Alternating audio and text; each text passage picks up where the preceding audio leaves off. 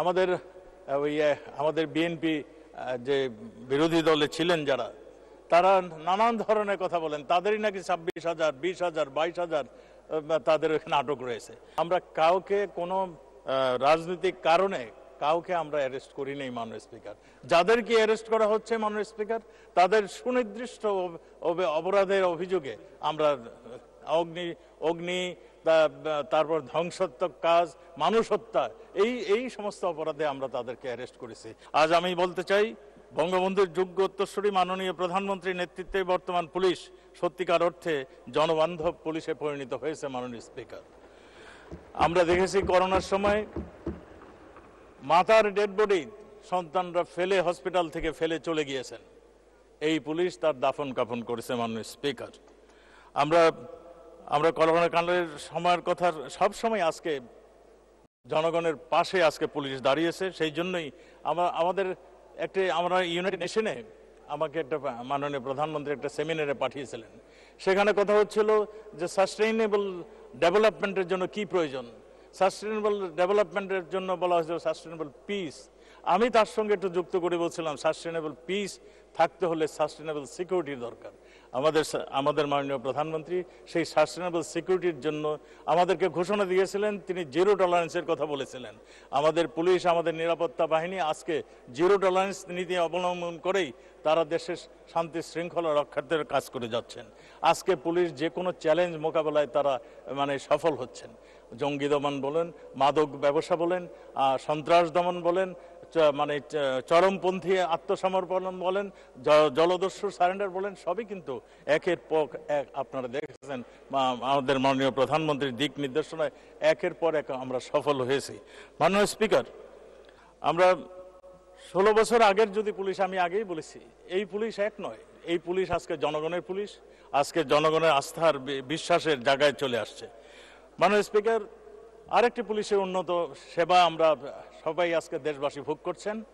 আমাদের adviser, ICT adviser সজীব ওয়াজেদের জয় brain child 999, আজকে যে কোনো লোক যে কোনোখানের থেকে 99-এ ফোন করলেই পুলিশ সেখানে উপস্থিত হচ্ছে, অ্যাম্বুলেন্স সেখানে যাচ্ছে, ফায়ার সার্ভিসের লোক সেখানে যাচ্ছে। মাননীয় স্পিকার, জনগণের পুলিশ আমরা সেই জন্যই বলি আজকে পুলিশ জনগণের সেবক হয়েছে। আগে যে আমরা পুলিশকে ভয় পেতাম, আমরা যখন ছাত্র ছিলাম পুলিশ দেখলে সরে যেতাম। এখন কিন্তু পুলিশ আমরা দেখলে জনগণ তার কাছে যায়। আমরা পুলিশকে সুন্দরভাবে সাজানোর জন্য আমরা প্রচেষ্টা নিয়েছি। এই সেবাকে সহজ করার জন্য আমরা জনমুখী প্রয়াস আমরা চালু করেছি। আমরা জিডি যে কোনো ব্যক্তি অনলাইনে জিডি ঘরে বসে করতে পারে, আমরা সেই চেষ্টাটা আমরা করে যাচ্ছি। আমরা মাননীয় স্পিকার, জঙ্গি দমনের আইন শৃঙ্খলা বাহিনী জীবন বাজি রেখে জঙ্গিদের বিরুদ্ধে লড়াই করেছে। আমি আগেই বলেছি 2009-এ পুলিশের জনবল ছিল 1,30,000, বর্তমান পুলিশের জনবল 2,13,000 ও বেশি। 2009 থেকে 23 সাল পর্যন্ত 1,19,919 জন পুলিশ মাননীয় প্রধানমন্ত্রীর দিক নির্দেশনায় আমাদের পুলিশ বাহিনীতে যোগ হয়েছে। জাতির পিতা শেখ মুজিবুর রহমান 1974 সালে নারী পুলিশ সদস্য নিয়োগ দিয়ে গিয়েছিলেন।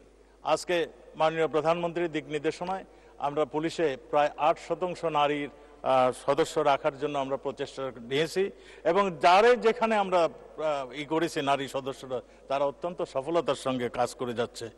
আজকে যদি ছোট্ট একটা হিসাব দেই মাননীয় স্পিকার, আমরা কিন্তু বসে নেই। আমাদের কারাগারগুলিতে প্রায় 50% আমাদের মাদক কারবারি আজকে কারাগারে আটক রয়েছে। আমাদের এই জায়গাটিতে আমাদের নিরাপত্তা বাহিনী যেখানেই পাচ্ছে মাদক কারবারিদের তাদেরকে অ্যারেস্ট করা হচ্ছে এবং তাদের বিরুদ্ধে ব্যবস্থা নেওয়া হচ্ছে।